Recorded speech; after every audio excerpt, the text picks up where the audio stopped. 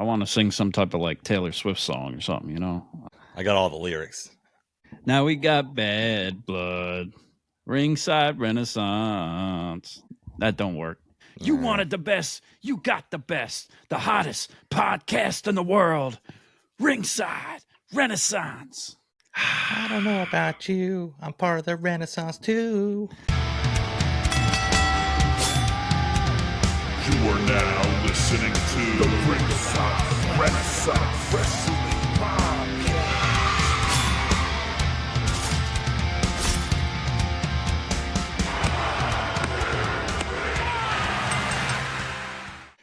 Welcome back to a new episode of Ringside Renaissance. We're here with the RRW Weekly Review for WWE.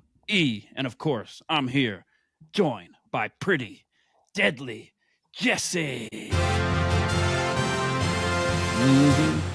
Yeah. And I'm Andrew Kombat Jones.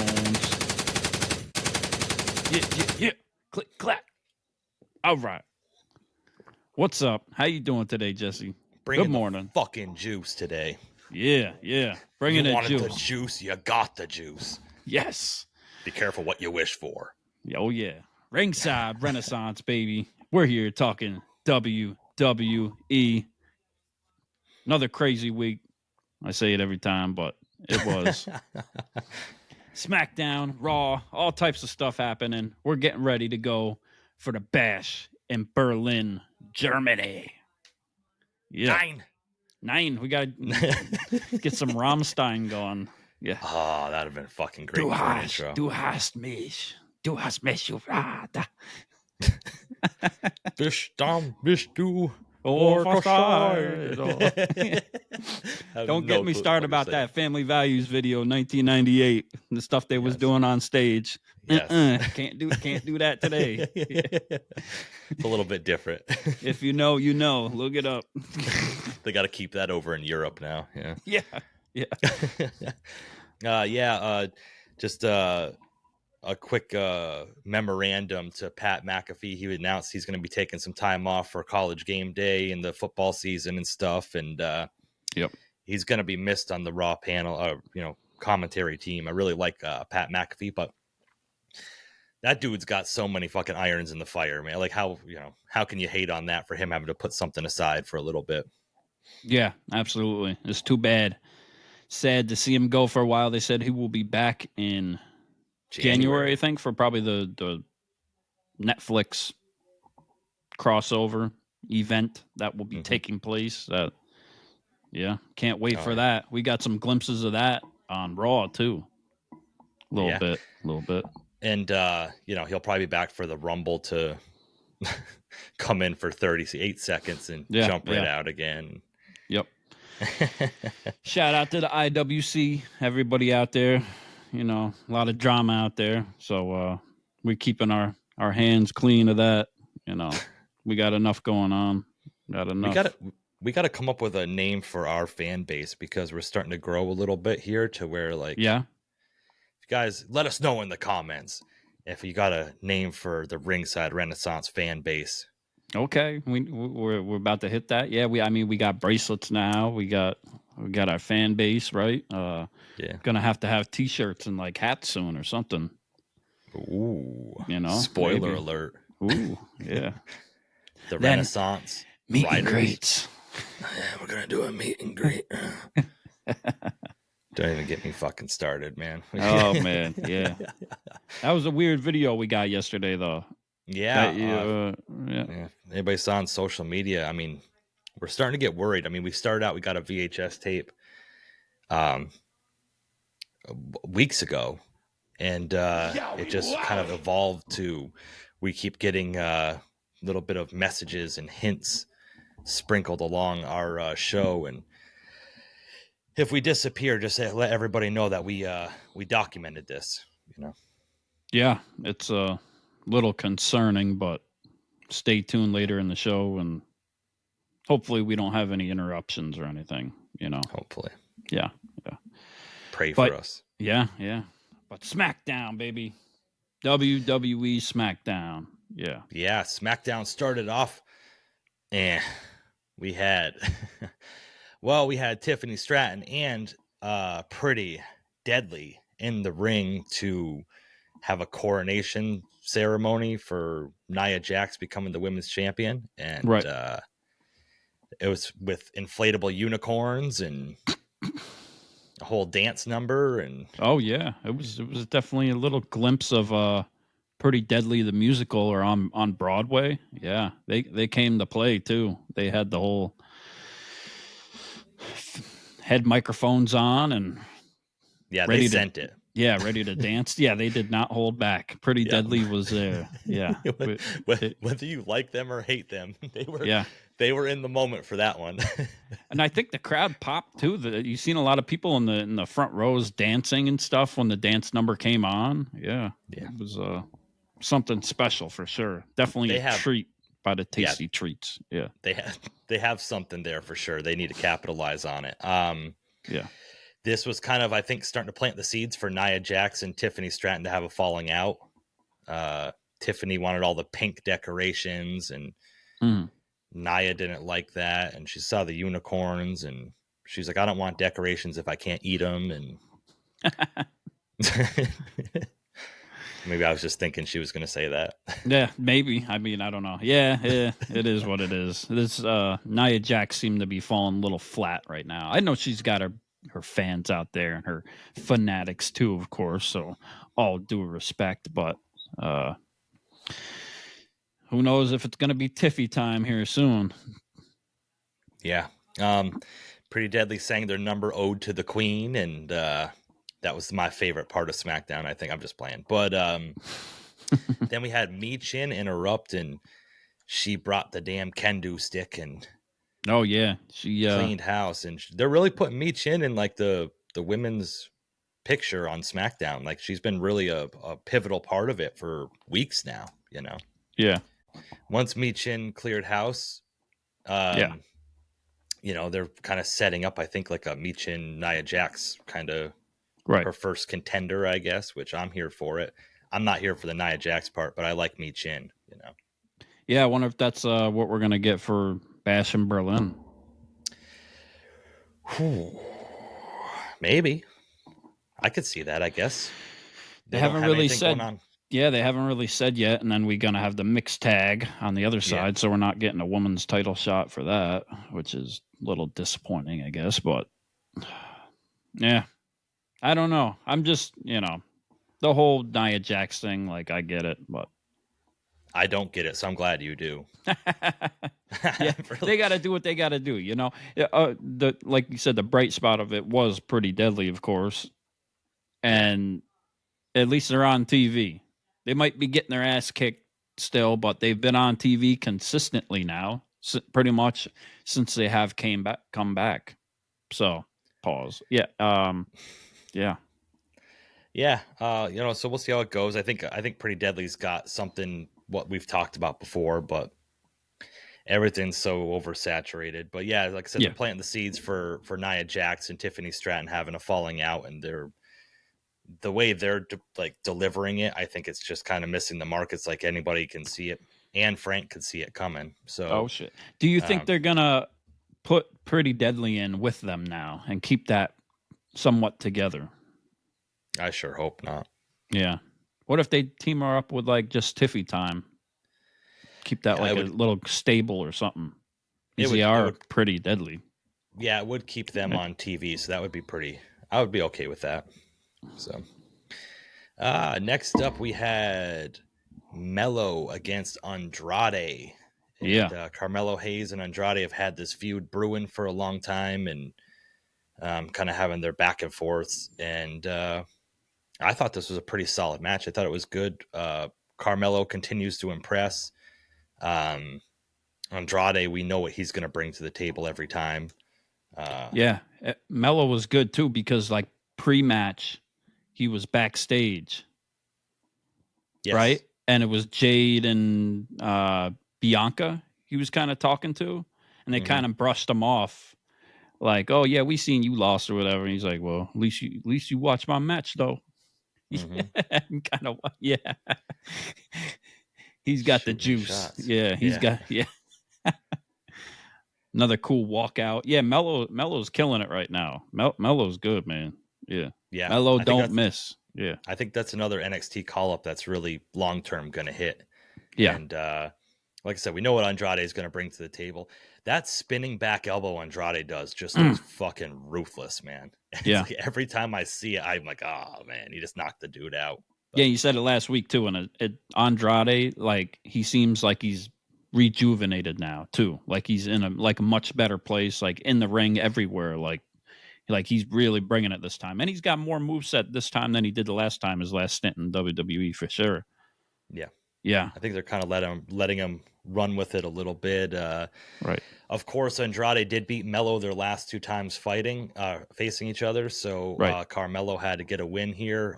It was like with a surprise roll up. The finish was kind of confusing to me, but yeah, a little wonky. It was in a way to kind of keep Andrade looking strong, you Yep. know. So Carmelo Hayes definitely finally got the win, and that's probably a big win that he needed on SmackDown moving forward too. Yeah, Melo didn't miss, and that's going to help him build with LA Knight now. Yeah. So, yeah.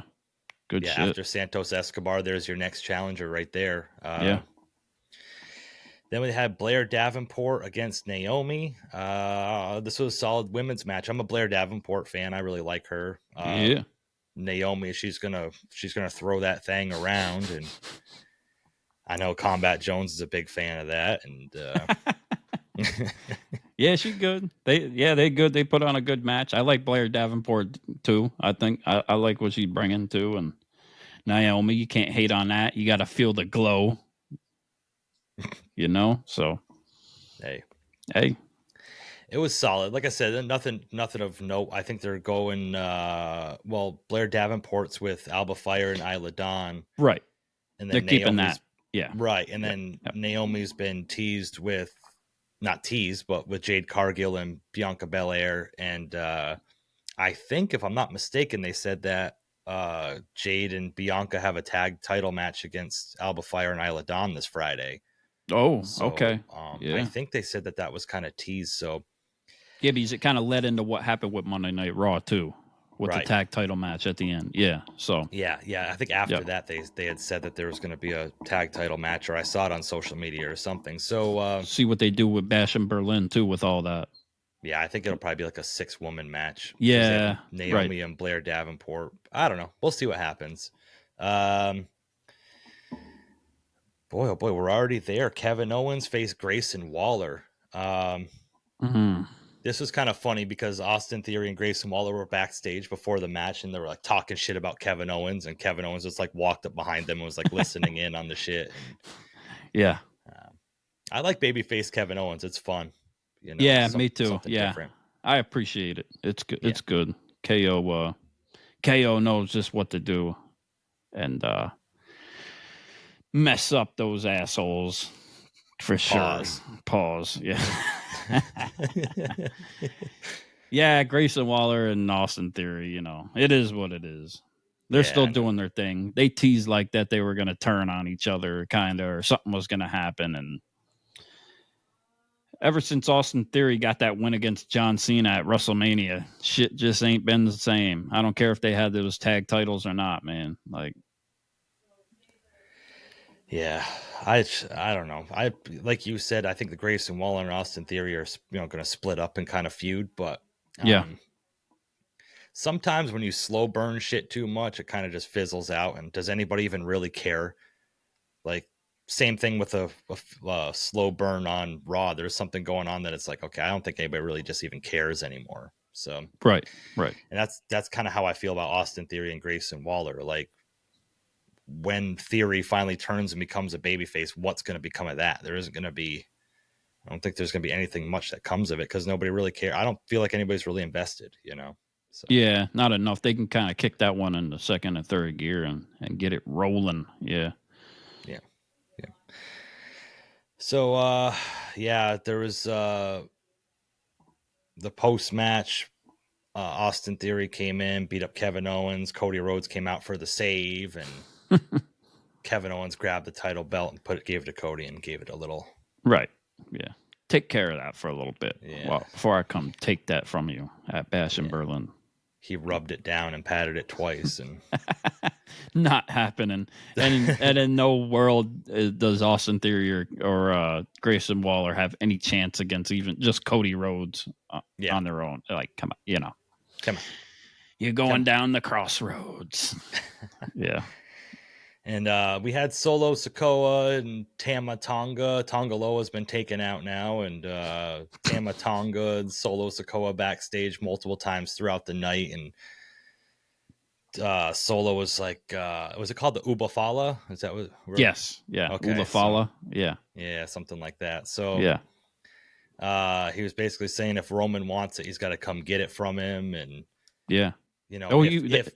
If Roman takes it, we have to acknowledge him. Right. That was interesting. I didn't see that little thing coming, but of course, it's bullshit. Of course, I'm sure. Yeah. But yeah. Planting some seeds for later on down the night. Yeah. Yeah, exactly. So what hit us next was L.A. Knight. Yeah. Jesus, thank you. Appreciate that.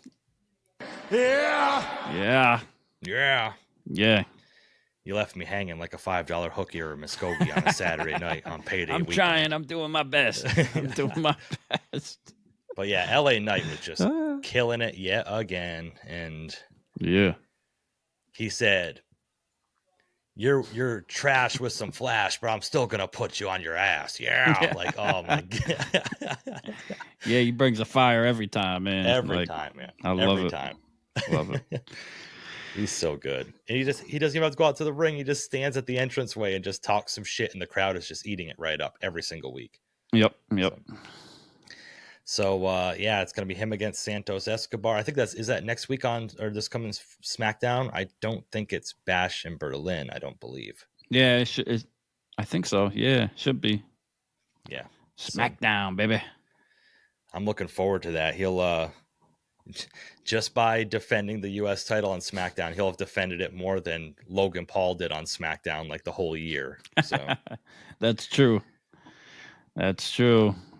Always good to see LA Knight in the ring too. Yeah. He's gonna hit it and quit it. Hit it and quit it. Because I won't let ya. Yeah. Too good, man. It's so good. I love it. I love everything about it. What I didn't like was the number one contender match for the tag team titles, DIY and the Street Profits. No, it's the same shit over it's the and same. over again. Yeah, that's the problem with WWE I have sometimes. It's like the tag matches doing the same thing over and over, kind of repetitive. And I like the Street Profits too. Like, don't get me wrong. Like, I like the Street Profits. I'm not really a fan of DIY. Like, they were cool, like, as themselves and whatever. Yeah. Solo and NXT, of course. But I've always been a Street Profits fan, too. Like, since, like, NXT, too, when they got titles there and all that. But they're kind of falling under. I mean, it is what it is with the whole tag division at this point. There's a big push, of course, for Montez Ford to go solo. I think you ever will? I don't know. I mean, he has had, like, he was in that Elimination Chamber match for the U.S. title, I think it was that time. Yeah, at Elimination Chamber in Montreal. Yeah, he's good. I mean, I think he's got it too. And he has, like, it too. Like, he can bring it anytime on the microphone. Like, he can always turn it on. Like, yeah, without a doubt. Yeah, I think that just comes back to what we've talked about with the solo singles wrestlers. There's so many of them that would he really make that big of a splash with, like, everything going on with, like, how over Cody is and LA Knight is and Andrade seems to be and Carmelo's on the rise and Roman Reigns and that whole, SmackDown is killing it right now. Yeah, some people they'd rather watch just SmackDown even, and because of Roman. Yeah. There's like a whole, divide online too over the whole Cody Roman thing too. Because Roman's back now. They think Cody has kind of been boring with the title run. Yeah. Tribalism. They can't argue with other companies anymore. So they're going to argue with fans inside their own company now. Tribalism with the tribal chief. and the American Nightmare. Yeah. I mean, I like both of them. I think they can both, I appreciate both. They can both do it. It doesn't have to be one or the other, I get it. Roman's getting a big pop now because he's been gone for so long, and he got it too when he was there, even more so than Cody, and Cody was on Raw, right? So I don't know. Maybe could be some changes coming. It's just funny how you don't know what you got till it's gone. But like Yeah. you said, you can like more than one. It doesn't have to be one or the other. And unfortunately, there's only one top title, and Roman held that for over 3 years. So I don't foresee them putting it back on him anytime soon, if at all. Like, no. And then do you see like Cody holding on to it that long too? Or not even that long, for a while, like people are kind of just bored of one person having, they want to see it go back and forth and a little more drama with that too, maybe. I think The Rock's going to beat Cody for the WWE Undisputed Championship on Raw's first Netflix show. Really? Okay. And then he's going to hold it till WrestleMania, and it's going to be Roman against The Rock at WrestleMania. For the title? Oh, shit. Okay. So The Rock's going to come back more full-time, and then Roman's going to take it back at WrestleMania? No, 2 part-timers fighting for the title at WrestleMania 41. Oh, God. Yeah. Then they're both going to, like, retire and relinquish it the next give night. It back to Cody. There you go. Give it back to Cody, yeah. Yeah, it seems like they could, like, mix and match some of these people on these brands a little differently. And yeah, and I don't see, like, the first Raw on Netflix, would they even have the SmackDown title go on it just to have it like a bigger... I liked Cody more on Raw. I don't know. Yeah. I felt like he fits in more with like Punk, Drew, and Seth, and all them other guys. And you could probably move Gunther over to SmackDown. Yeah, I agree with that. Yeah. I would rather have 3 hours of, so what do you want to talk about? Yeah. We have more time to talk about stuff here on Monday Night. Whoa. Yeah. Boom. And you can say what you want, but Cody's still selling all the merchandise. Like, talk about like the Fanatics Fest and all that, like, sold out for Cody, sold out for all the WWE superstars. Yeah, right. That fucking prick left before everybody got an autograph. Yeah, a lot of people did. Yeah, I don't think it was their fault though. I mean, that's kind of my thoughts on it when I seen it happening, the ticket selling. Like, how you going to get all these people in and out and make everybody happy? Stuff like that always happens with signings everywhere. Yeah, is what it is, right? But yeah, like WWE sold way more than all these other like huge athletes. Like Tom Brady was there, like all these people. And besides like the New York Knicks panel and stuff like that, I think WWE was like the most popping for sure, and sold out all the meet and greets compared to all the other athletes. It's just a testament to what they're doing right now. And WWE is on fire. Yeah. Oh, I thought you had a soundbite for that. Oh. Yeah. It was really cool to see, and it was a cool turnout and stuff. Like, somebody commented, like, how do all these fucking people in the IWC, or how are they able to go to all these events and go to the fan fest? Like, what kind of jobs do y'all have? Right. All I gotta say is a lot of them do OnlyFans. Yeah. So street. I was like, holy shit! How did you get every meet and greet with every person? Like, yeah, what the hell? You know what they're doing. Yeah. So, Street Profits defeated DIY. They are the number 1 contenders for the tag titles. I guess Jacob Fatu still half of the tag team champions. And then Solo Sikoa came out to the ring to finish up SmackDown and called out Roman Reigns. Roman Reigns, if you want the super fella, you come get it. Roman Reigns, get your ass out here. Oh, you did it better. Come and get it. Roman. Here came Roman to lay rough shot on Solo Sikoa and Tama Tonga.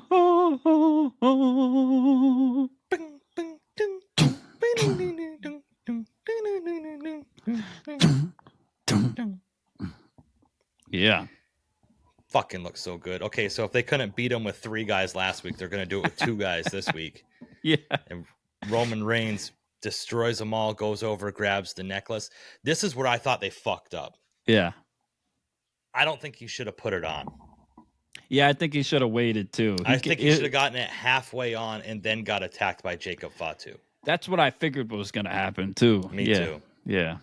But. And like maybe Jacob Fatu's cue was maybe he pulled the Tonga Loa and missed his cue a little bit or something. But Tonga Loa is trying to help Jacob Fatu out and tell him when to run in. You had one job. You had one job. Yeah. But yeah, so I would have liked better if he didn't put it on. He was like, I wish they would have just kept teasing it until he finally gets it back. Because that's a big moment. That should happen at like the pay-per-view, maybe. You know what I'm saying? At the end or something, like when you finally get that, whatever it's called, the necklace thing. Put it on. Title of tribal chief back. Yeah, exactly. Yeah. Yeah. So I was a little bit disappointed that happened, but as soon as he did, like I said, we had the return of Jacob Fatu in a walking boot. Just laying waste to Roman Reigns. To all the people online saying that Jacob Fatu is just like he's working undercover for Roman Reigns, like infiltrating the Bloodline 2.0, you're fucking dumb. That is not what's happening. I don't think so. I mean, he's just gonna beat the shit out of Roman just to be working with him. Right at the beginning, like before we knew, we were like, okay, it could, you know, maybe it could happen. He could change or whatever. But at this point, no, hell no. And but they destroyed Roman. That's for sure. I mean, they had to make it believable. You know, they did put him through the table. Shield style. And this was smart. Because it makes Bloodline 2.0 look strong again after they've kind of been clowned the last couple of weeks. Right. And then you have Tonga Loa coming back, who's the X Factor, that with him there, they're going to be unstoppable. Yeah. So I think this was kind of smart booking the way they did it. Maybe write Roman off from SmackDown for a couple weeks, and then he's going to have to come back with some backup, you know? Really? Okay. Or get beat down a couple weeks in a row. There has to be a reason for him to come with backup. If he's taking out the whole Bloodline by himself every week, there's no need for it, you know? Right. So I expect he's going to have a match at Bash in Berlin, though, you think? Or like a tag match or something? No, I don't know. Maybe too early, maybe? Maybe they could have it and then have like him against Jacob Fatu, and then that's what I was thinking. Maybe, destroy him again, or Bad Blood. Maybe that's gonna be But that's what I want to see though is Roman and Jacob Fatu. Yeah. I'm more Solo Sikoa. I'm more excited to see Roman versus Jacob Fatu than Roman versus Solo Sikoa. Put it out there for sure. Book it. Bang. Gotcha. Gotcha. Yeah. Agreed. So the SmackDown goes off air with Bloodline 2.0 standing strong over Roman Reigns. That was smart decision. Like I said, they need to have a reason for reuniting. And it all made sense, and I thought it was smart and it was good, and like it made Roman seem a little more human too than he seemed like through his whole title run too. A lot of times, right? Because he's only by himself right now. But at the same time, I also thought it was kind of like predictable. Like, okay, here we go. He's gonna. Same song and dance, but I understand what they're doing. Crowd loved it too. Crowd pop. Roman's on fire. Classic babyface formula. He's got to fight from underneath. If he's always ends up on top, what's the need for the conflict? So. Yeah, and to piggyback off of that, we were talking about Roman Reigns, and I had sent you that video that was fan made or somewhat, and it had happened from SummerSlam, right? When Roman came in right at the end, and he was on the back ramp, and we saw him like saying stuff and kind of talking to Cody, and he said something to him, and like it zoomed in on what he said, and he's like, "We're gonna do it again," and Cody tapped 3 on the belt, like for round 3. So, like I said, they haven't addressed it yet. Like he's got beef with Cody. He wants that title back from Cody, right? He's beefing with the Bloodline, but he may still have beef with Cody. We don't know. I don't know. We still didn't see exactly what he said. He might have said like, "Cody, how many do you want this time?" And he says 3 fingers. maybe. Yeah, you never know. I don't know. Yeah, they gotta keep it open though. Keep the pause. Yeah. Let us know in the comments what the 3 fingers meant. Yeah. Oh man. Yeah, So let us know in the comments. What do you think? Roman and Cody still? They still got beef or what? Yeah. Is it going to be a Roman Rock thing? Is it going to be a Cody Roman thing? Cody Rock thing? What direction are they ultimately going with all this? Yeah. It's got to be somewhere. What direction we're going to is a cool guitar riff and graphics and leading over to Monday Night Raw.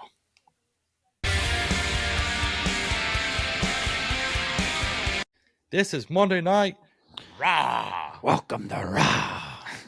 In Fort Lauderdale, Florida. Yeah. Yeah, they all in Florida now. They over there for the good weather, summer, ready for it. Oh man. And they right were down ready the for road from the Performance Center. Or maybe that was last week, but they're still close. it. Yeah. No, they were Let in... us know in the comments the geography of Florida. No, they're in Fort Lauderdale, which is not Orlando, which is where they were last week, which is right down the road from the WWE Performance Center. But what Fort Lauderdale, Florida is where the Florida Panthers are from, the Stanley Cup champions. Yeah, that is correct. And while you're talking about that, everywhere is right down the road if you have enough time to drive. Like just a flight away. Yeah. Fort Lauderdale is down the road from us if we have enough time to drive there. So about 20-something hours, I think. Yeah, down the road just doesn't give us a distance. So anyway, Raw started out with Randy Orton coming out to the ring and trying to build his match with Gunther. You know, it's kind of just the same old song and dance getting to the pay-per-view, you know. Ladies and gentlemen, take a picture. I'm going to beat this man. That was last week, but it was just too good. Yeah. And Randy's killing it. Yeah. Randy's looking believable. I think he's loving his babyface role. Same thing with Kevin Owens. Like they've been heels most of their career in WWE. So to see him as babyfaces is a lot of fun. Yeah. You know, I think him and Gunther are having a lot of fun too. Like, this is, And I think there's a lot of mutual respect there. Yeah. That you can kind of see as they're talking and as they interact with each other. There's a lot of like, obviously they diss each other on the microphone, but I think there's underlying like a lot of mutual respect there. You can see it on Gunther's face for sure. Like his poker face is good, but it's not quite there. Yeah. But it's awesome, man. Enjoying it. Yeah. And Gunther and Randy are like two huge dudes too. So meat on meat, as they would say. It's very believable. You think they're going to cross swords? Oh, they're going to be swinging swords and sharpening their iron and docking. Maybe. You see those legs? If you see those legs, watch out for the third. especially in Germany. God damn. Let us know in the comments if Randy Orton's going to eat some schnitzel at Passion. Will they do some Rammstein Family Values Tour 98 stuff in the ring? Is Gunther going to introduce Randy Orton to some Schnitzerdruben? Let us know in the comments. Oh, boy. Yeah. So, you know, Randy Orton was in the ring. Gunther came out, interrupted. They kind of just went back and forth a little bit. And I'm going to be the 15-time world champion. Yeah. And then next time you see me, I'm going to leave you a bloody mess. Yeah. You one-trick pony. Oh, yeah. Call him a one-trick pony. Oh, my goodness. Fucking beautiful. Such a great thing. Yeah. And what was even better about it was Randy Orton went to put his hands on Gunther, and who do we get from behind? Pause. Ladies and gentlemen, I deserve all your gratitude. Ludwig Kaiser. Oh, so good. Yeah. Such a fucking, he's a guy. He is a guy. Yeah. Man's man. Yeah. The human Ken doll, as they say. Half a percentage of body fat on him. Yeah. So fucking good. And it's Tiffy time for him. So, like. Oh, really? Oh, yeah. That's been a thing. Yeah. Oh, okay. Yeah. If it still is, but it was. Yeah. She's got more fat in her lips than he does on his whole body. Yeah. I'm sorry. Anyway, that's where she got it all. Yeah. Oh, it sucks it at him. Okay, I got you. According to Wikipedia. Okay. But, I don't know. Let us know in the comments. So Kaiser attacked Randy Orton from behind, gave him a chop block, and fucking gave him the fucking business real quick, you know. And they're smart because they keep playing the leg too. Yeah. Yeah. Yes, yeah. sir. Yep. That's going to be a factor leading into Bash in Berlin. Who would think those strong legs, that strong leg could be so weak too? That was the same knee leg that they were playing for King of the Ring, right? Oh, yeah, for sure. Yep.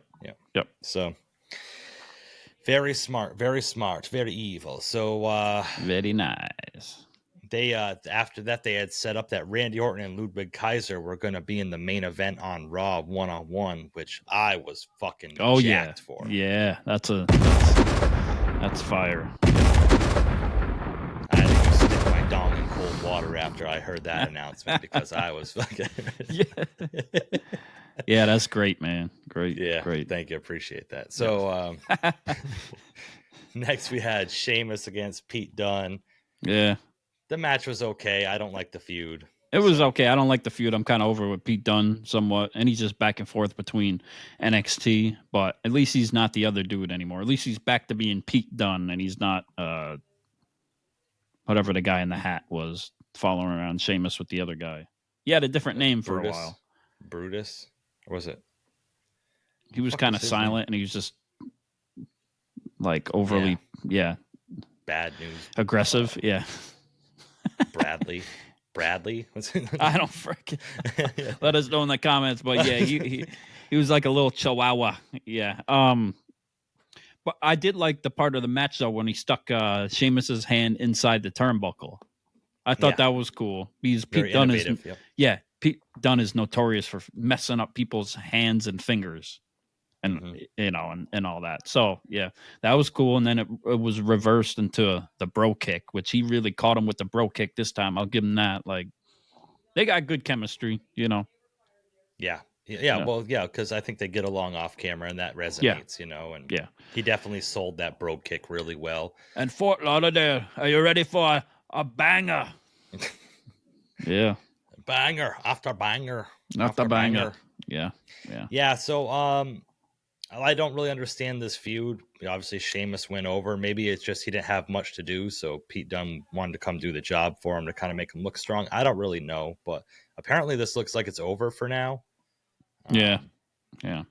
Because stuff that happens later on down the line. But right.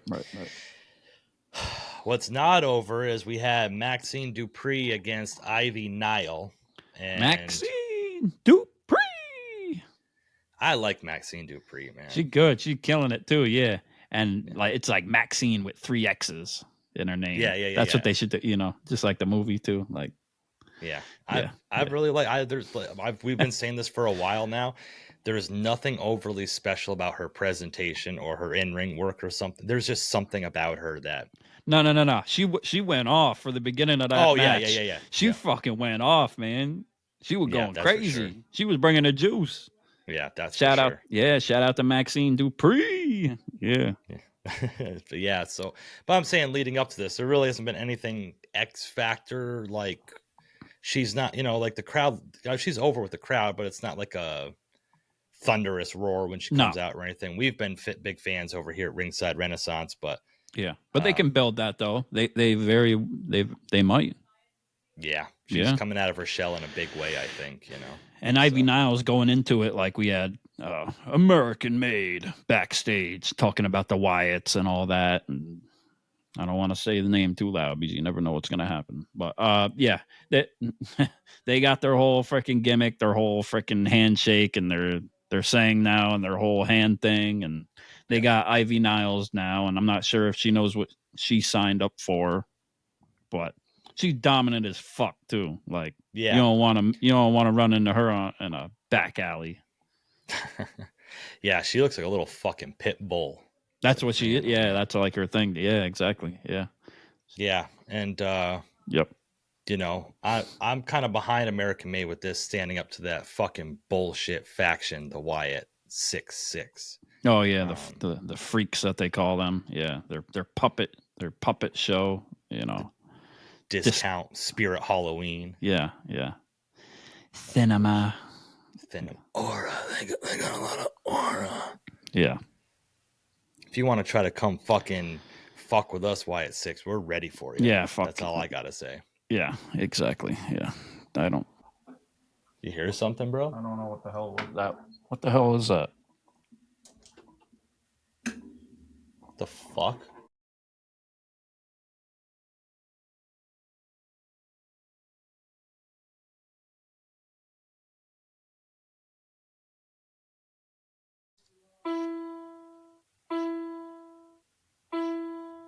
Yowie wowie!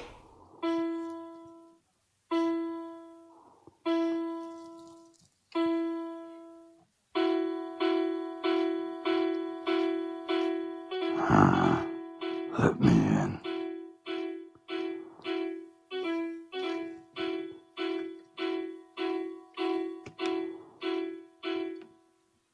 We're here.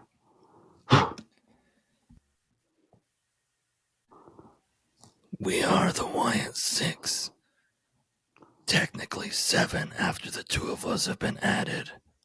Ringside Renaissance. We heard you talking. You asked us to let you in. Now we're in. Your butthole. This is cinema. Next we had Pretty Deadly and the Wyatt Six take Broadway. The nightmare before the Wyatt Six. Our main focus every week is not to only beat down those that disrespect family or talk bad about our name, but to huddle and crowd in the ring for photo opportunities. This is Crouching Howdy Hidden Ringside Renaissance. You better watch who you're talking to.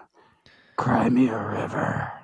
You may think that we're just a corny Halloween act, but we are really scary and we demand to be taken seriously. Our voice will be heard. We're here. Whoa, that was weird. I don't know what just happened. It's like we got glitched or something. But anyways, yeah, that's what happened with the Wyatts and Maxine and American Made and all that. Yep. So hope you caught all that. moving on, we had Damian and Rhea, the towers of the the Terror Twins. The Terror Twins. Okay, the Tower of Terror Twins. The Terror Twins. Terror Tower. Yeah. Okay, yeah. So they were backstage and they had a pre-tape just talking about who made this name. Like the Pure Fusion Collective. Say that 10 times to quote Michael Cole. And the Terror Twins now. Yeah. Yeah, I'm not feeling it. They're kind of taking like this. They should take the rock star thing, kind of run with that a little more with Rhea now.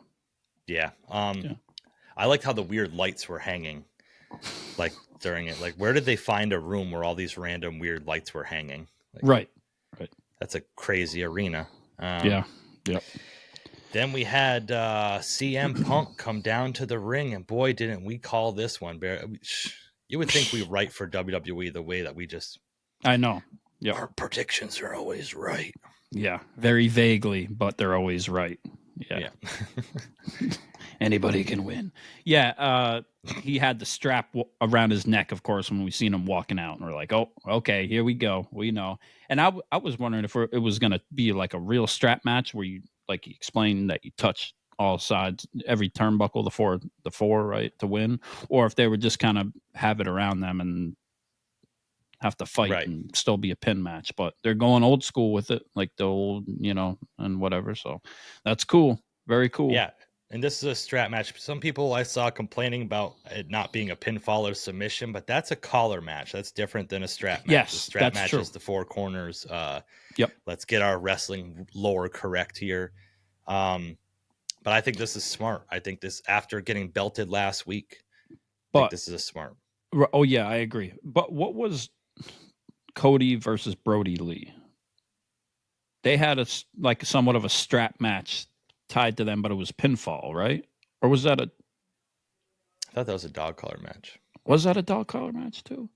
Oh no, you're right. It was a dog collar match, I think. Yeah. For some reason I thought that was I was getting them mixed up, and then I looked and like the strap match and like the original, that's what they're doing. But yeah, nothing in AEW makes sense to begin with. So anyways, but yeah, Punk came out and does this whole spiel now with the man, it feels great to be alive here on a Monday night in Fort Lauderdale. Yeah, kills it. So over with the crowd.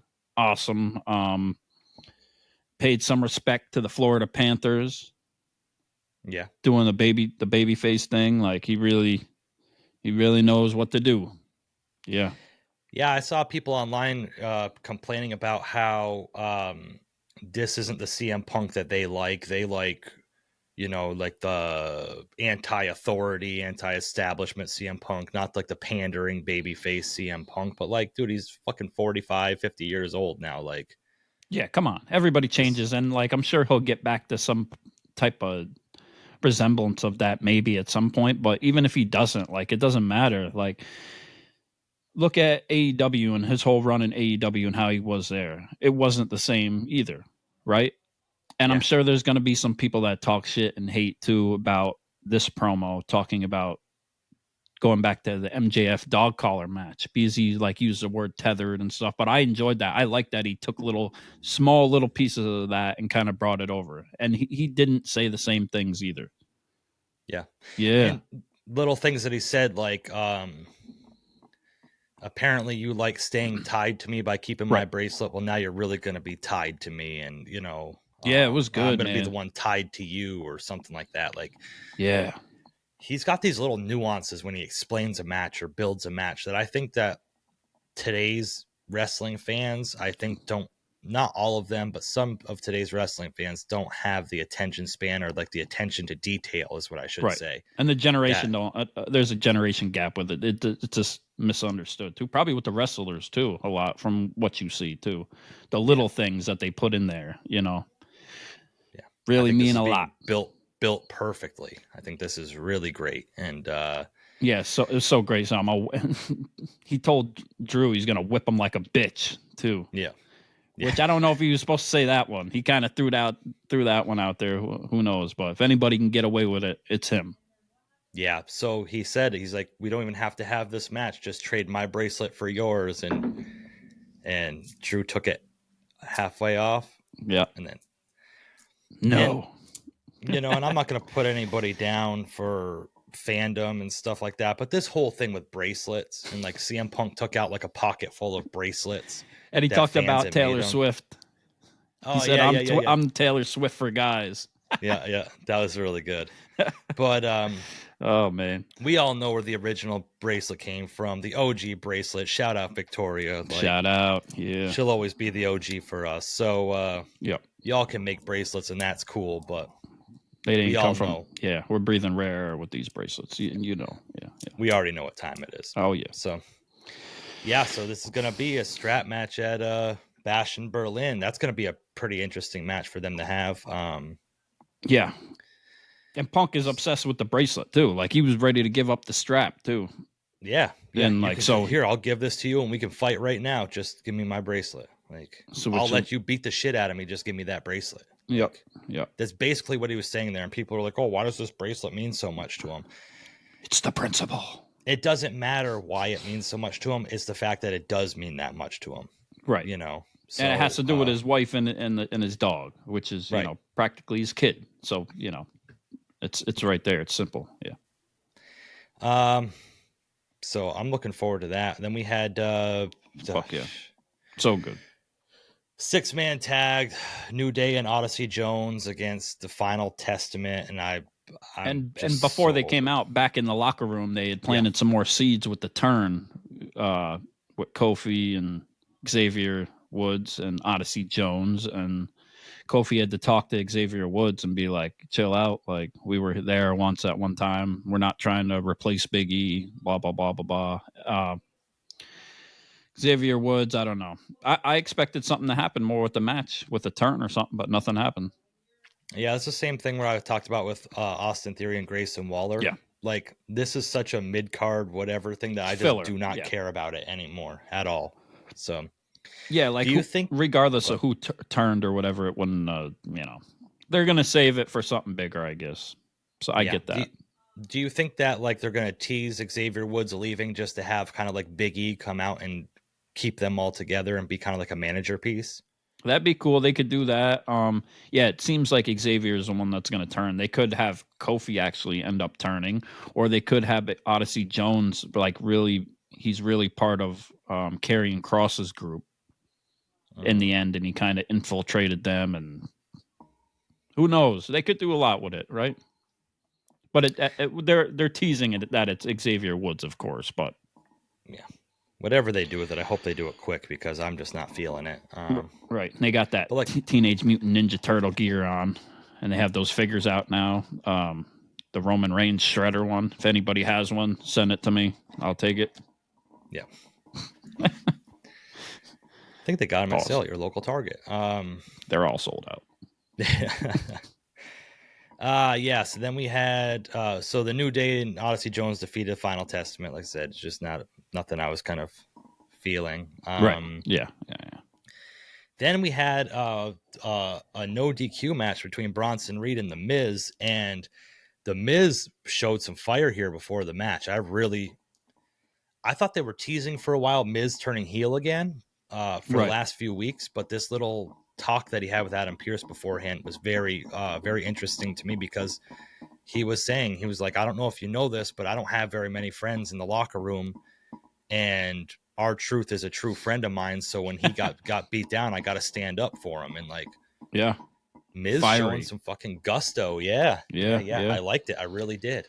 And you never know what Miz when he's going to turn either, because drop of a dime, he's. You never know.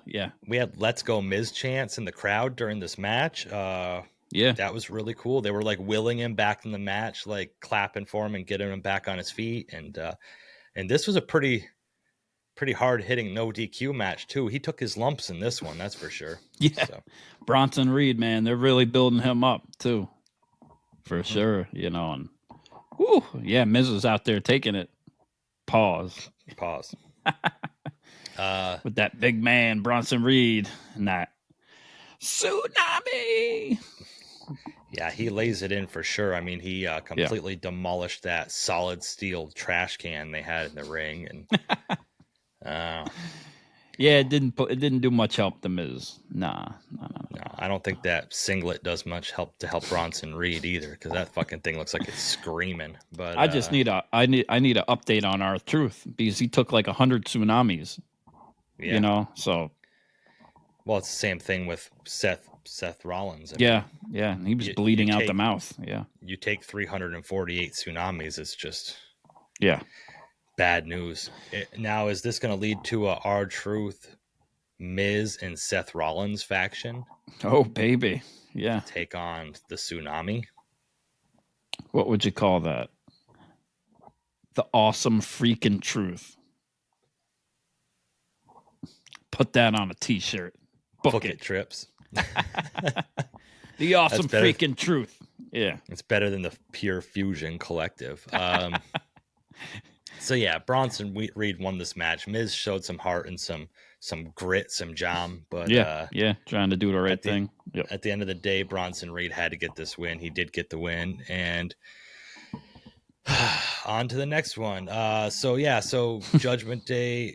So Damian Priest is going to fight Dominic Mysterio, and before this match, he told Rhea basically, like, I know the Judgment Day is coming to jump me. Like, we all know this is what's going to happen. That's why I asked for this match. Yeah. And that's exactly what happened. Yeah, and they were backstage, and they had their little segment too, the Judgment Day, and oh man, I'm riding with Team Liv. I'm Team Liv, but at this point, I'm kind of like the T-shirt is off. I'm on Rhea's side at this point. Yeah.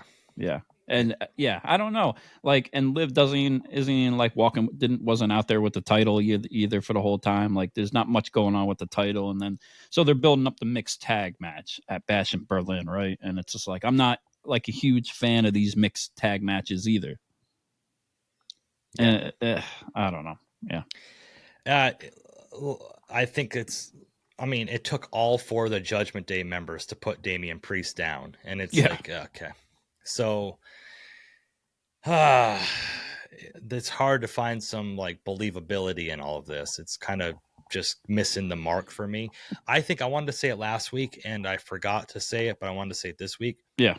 I think it did Damian Priest losing the title did more to help him than hurt him. Cause I feel like he's got much more of a presence now that he doesn't have the title. I agree. Yeah. Rhea too, for sure. Yeah. Or Rhea Yeah, not when they winning had- it. Yeah. Yeah. Right. When they both had the titles, it was kind of just like, okay, they're champion. It's pretty cool, whatever. But now that Damian lost it, because he didn't have a direction. But now that he lost it and he's got a direction, and that's getting back at the Judgment Day, like it just seems like he's got more fire to him right now. I agree. Yeah. And the crowd's behind him more too. It helped him. Yeah. And some people like the Judgment Day and the new Judgment Day more too. Right. I feel like they're a little more goofy and a little more ridiculous, but I get the point of what they're doing because they are like the straight heels now, right?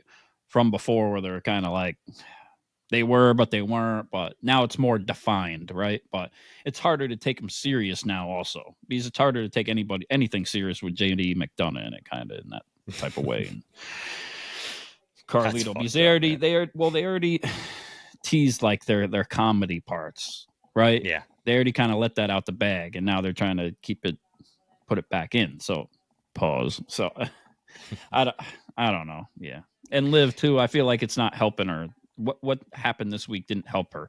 And then like that whole video vignette, they're just all over each other, her and Dominic, and it's just like they're trying a little too hard. And then like it's just like the IWC, a lot of people are like very caught up on this like relationship, like it's actually happening. Like, yeah, I don't think there's much that can help Liv at this point. She's just a dumpster fire of bullshit. But yeah. Well, I mean, she hit that the Oblivion was good. Yeah, she's got a good finisher. No, she knows how to so finish. Out of all of this, you're just like, yeah, the Oblivion looked all right. The rest of it was hot dog shit. But yeah, that's what. Yeah, well, that's that. Yeah, that's the silver lining of it, right? Because the match went off the rails quick, of course, right? And then, like you said, they took all four of them, and then Liv comes out to help Dominic for the save again, right? Which she has been coming in clutch. You know, shout out to RJ and all that. Like you said, coming in clutch. Like Liv went and got the strap. She came in with the chair right before Dominic was going to go through the table from Rhea, and then Liv messes Rhea up with the chair somewhat, throws her off like the post a bunch of times, and Rhea took one hell of a bump off that post like the second time, I think. Like, I was like, oh shit, she really threw herself in. Liv really threw her into it really good. But Liv had Rhea on the table. I'm like, there's no way she's jumping off the turnbuckle and putting her through the table. Like she was hitting her on the table like she was about was about to happen. I'm like, I'd be very surprised if this happened. It didn't. So I don't understand the use of the table in that point right there, how it was, you know. But yeah, and then meanwhile in the ring, the Judgment Day had gotten the 4-on-1 on Damian Priest, and they're DP. They were really gangbanging DP and giving him the business. This is what I thought was funny at the end. Rhea Ripley came in to help, got the Oblivion. They held him down so Dominic can get the frog splash on Damian, and they piled them on top of each other. And Rhea was selling really good. She was like holding her arm and she was laying there and whatever. Damian Priest was like a fucking board, just laying there, like not moving, not doing nothing. Just you could just see him barely breathing. And I was like, Jesus, that frog splash really killed you, huh? Right, like, fucking A. And then channeling we got the Undertaker. The photogenic. we got DP, but then we got the photogenic pose from the Judgment Day. Yeah, trying to look like the Wyatt 6. Okay, we don't want anything. I'm sorry. Any more spooky stuff to happen during the show. We can't say their name, or they might appear, and it's not Joe Henry. Beetlejuice. Yeah, they struck their pose. That's for sure. Yeah. I'm not feeling them at all. People are in love with this Bonnie and Clyde story of Liv and Dominic. Yeah. How is it Bonnie and I don't understand the Bonnie and Clyde aspect. Well, it's just I don't know. Yeah. Whatever. Yeah.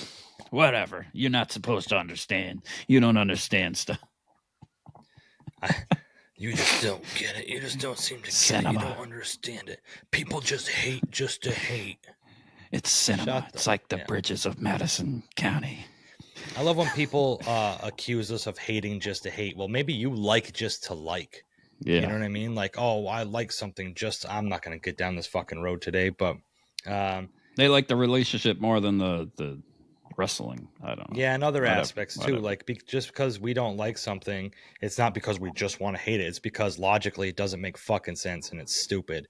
And the reason you like it is dumber than the reason we hate it. So go fuck yourself. Unsubscribe, motherfucker. So cry me a river. Cry me a river. Yeah. So next we had the women's tag team titles. We had Alba Fire and Isla Dawn defending in a triple threat tag team match against Damage Control and the Pure Fusion Collective. Yeah. I wonder what that thumb's doing. Jesus. Thought this was very sloppy. Yeah. It's just about as sloppy as the Pure Fusion Collective is. And like Damage Control, like they're coming out to their Damage Control song and like that whole stick and gimmick, but like in reality it should be like their old gimmick and their old because that's what the tag team is now. That what it used to be before that. Yeah, they lost everybody, right? You gotta love like their posing too. Like they're over posing, overselling of dramatics. Like did you see like when it's a culture Io thing. Sky tried to like launch Kairi Sane over the top rope, but she was too far in the ring.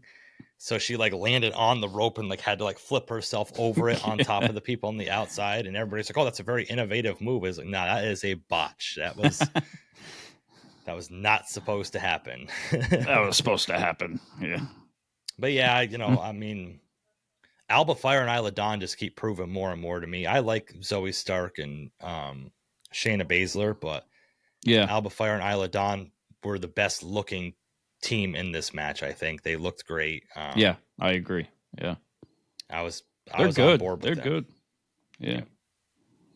I feel like with the women's tag titles on them, even though it's only being featured a few minutes on shows and whatever, it kind of makes it feel like it's more relevant.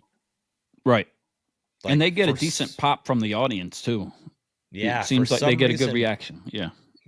To me, for some reason with the titles, the tag titles on them, it just seems like it means more.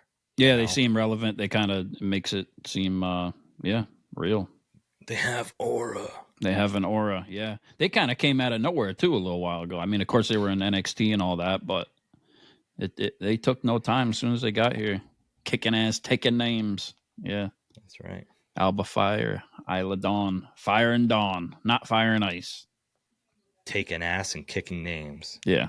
Yeah, this is not Game they're of called Thrones. like the Unholy Union, I think, in NXT. Oh, is that what it was? Okay, I think that's what it was called. That makes sense, yeah. It doesn't make any sense, but that is their name. So finally, on to the main event, we had what everyone was waiting for: Randy Orton against Ludwig Kaiser. And, ladies and gentlemen, I will not do this again. This was everything I wanted it to be and more for a main event. Wasn't too much going on, but not too little. Right. Got the point across. Randy Orton obviously was going to win. Gunther showed up to kind of distract Orton a little bit. Mm-hmm. Both these guys are very cerebral with their attacks. I was a fan of this. Really liked it. Yeah, I'd probably say the match of the week. Mm-hmm.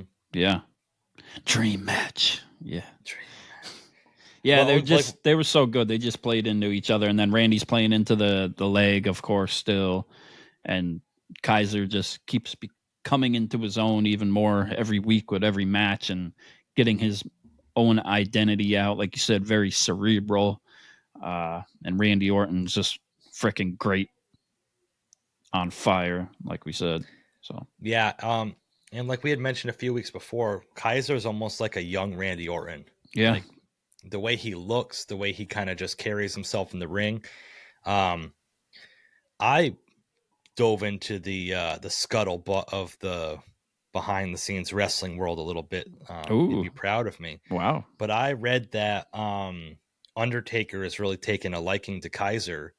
Really? And has been kind of helping him out a little bit backstage and mentoring him a little bit, and stuff. And I guess he sees a lot in Ludwig. I think he said it on his podcast or something. It's not like a secret or nothing, but okay. Yeah.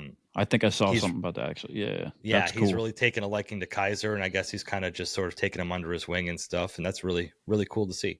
And like, we're kind of suspecting a turn maybe on Gunther at some point, right? Possibly. Mm-hmm. Yeah.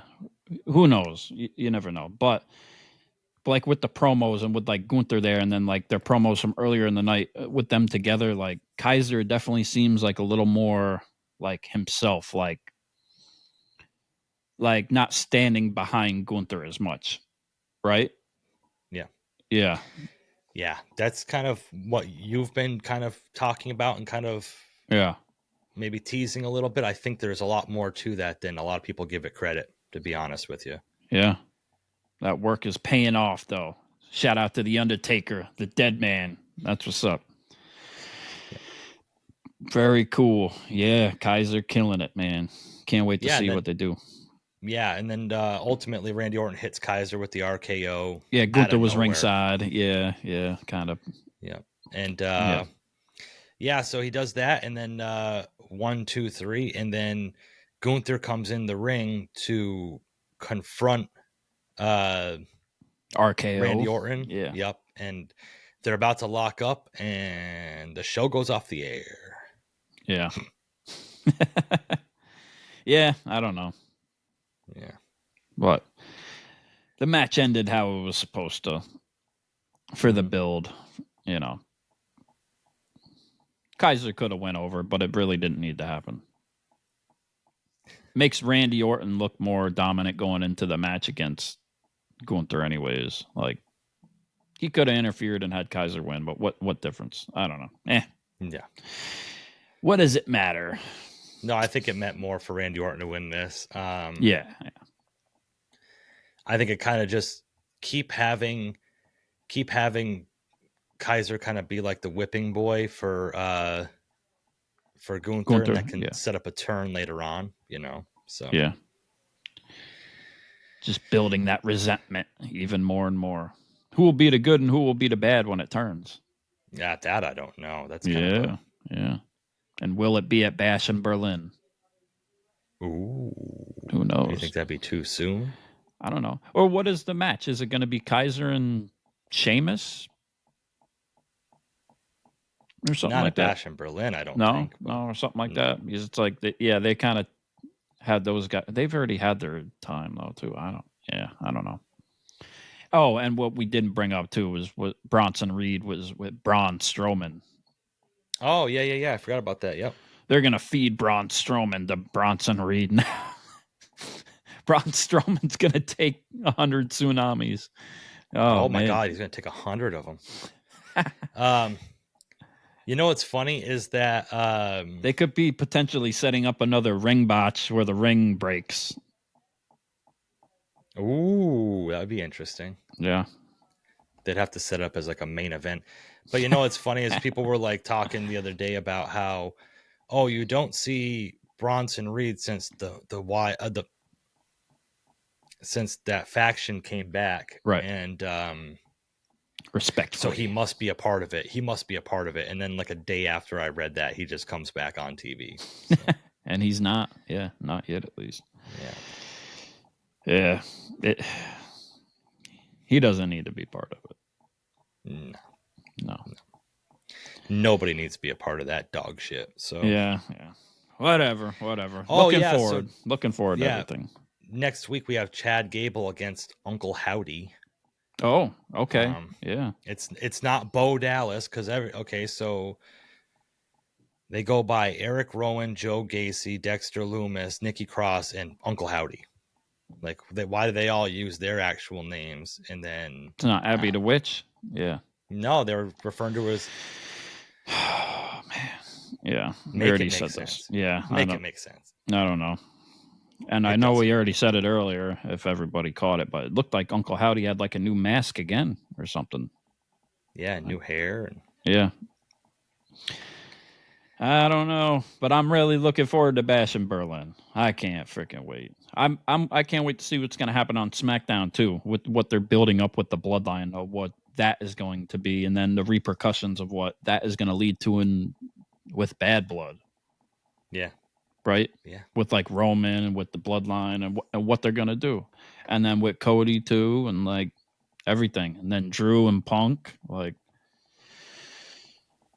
So a lot of moving parts going on right now. This is kind of because I think they're ultimately like Bad Blood seems like they're trying to feature it a little bit more, but everybody's waiting for Survivor Series. That's one of the big four. Right. What's going to happen at Survivor Series? And I guess Bad Blood would kind of be like Rhea and Liv, and then Damien and who? Finn? maybe Finn? Finn Balor, backstabbing Balor. Yeah. Balor after Balor after Balor. Wonder where Dom fits in there. Oh, according to Rhea, he doesn't fit in Liv. They love being on top. Oh, boy. That shit's corny. Yeah, I don't know. Yeah. But either way, I can't wait to see what happens. I Yeah. can. Fair enough. As soon as Liv loses the title and she can just go off and fuck off and do something else, it's going to be a beautiful day. All right. Yeah. Mommy needs a title back at some point. That's right. Yeah, Rhea's going to do what she does. Let us know in the comments. Yeah, she's killing it. Yeah, let's go. Shout out to everybody out there. Shout out to the IWC. You already know. Shout out to Bradley too. He's a big time listener and he follows and likes and reposts all of our messages on X or all of our posts on X and stuff. He was going through surgery today and yes, shout out. Hope you're going through or got through it okay, and hopefully we made you laugh and smile a little bit during this episode. Yeah, good luck and best wishes, and prayers, and all that. Absolutely. Yes. Speedy recovery for sure. Quick question, the pretty deadly Jesse. If you went to Fanatics Fest and you could, I got two questions. You could do the meet and greets. Who would you have chose to meet and greet? Peyton Manning. Okay. There you go. No, for wrestlers. No, you could have chose. I didn't specify, so I guess yeah. Trying to be funny. I could only pick one, or sure, yeah. Probably at this point, you're gonna hate me. It had to be Drew McIntyre. Okay. Yeah. You probably wouldn't have got the awesome meet and greet. Then you would have walked out. But, but okay. And last question specifically, the big one. The entrance. You saw the entrances? They had the entrance ramp and people doing their entrances. It was very cool. What would you have came out to and done? What would have been your entrance? Probably Nude Midian. It just came out in the fanny pack. What song is even that? I don't even know what song that is. Jeez. I wonder if they would have been like, yeah, I don't think we have that one. No, let's pick another one. Yeah, because it's not like a ring or nothing. It's just the entrance ramp, right? So yeah. If they had a ring that you could have done the whole thing, I would have done Ultimate Warrior just to do the rope shake. But it would have just been you running out as fast as you can. Just sprint down the thing. Yeah. Just run past the camera and it's over. Yeah. Yeah, I don't know. Probably CM Punk would be fun with its clobber in time thing. Yeah. From what I heard, the DX was probably the most popular one, and then Cody's, and then like Rhea's. Probably Punk. Yeah. That would have been good to do the X-Pac one, the big suck it. Yeah. The Real American would have been cool. Oh God, that would have got a reaction. I saw somebody dressed up in the black and yellow polka dots, and they had the American Dream song, and he came out. He had the full like cosplay of Dusty Rhodes and came out to it. It's pretty cool. Yeah. There's a lot of different options, but yeah. Looked like a lot of fun then. Got to go next year. Got to be there next year. Yep. Yeah, if you all pay for it, I'll go. Yeah, exactly. Ringside Renaissance takes Fanatics Fest. Oh, man. The musical. Yeah. Anyways, you got anything else? No. know. I think the doctor gave me something to clear it up. Tests are being done. Yeah. Negative. Yeah. You're good. You're good. We're all good here. All love to everybody out there. All love to the IWC. Positive energy. Let's keep it going. Yes. Hit up all the socials. If you're watching, make sure you like the video, subscribe, tell your friends, do all that. And that was the RRW. I'm just going to have to. And that was the RRW Weekly Review for WWE. And of course, that was Pretty Deadly Jesse. And I'm Andrew. Yeah. Kombat Jones. Blah, blah. Oh, yeah. And shout out to Adam at Hitting the Turnbuckle Podcast. Yeah. Yeah, we'll be on an episode with him coming out later this week. Tune in. Top 10s. Yeah. This has been the Ringside Renaissance Wrestling Podcast. Peace.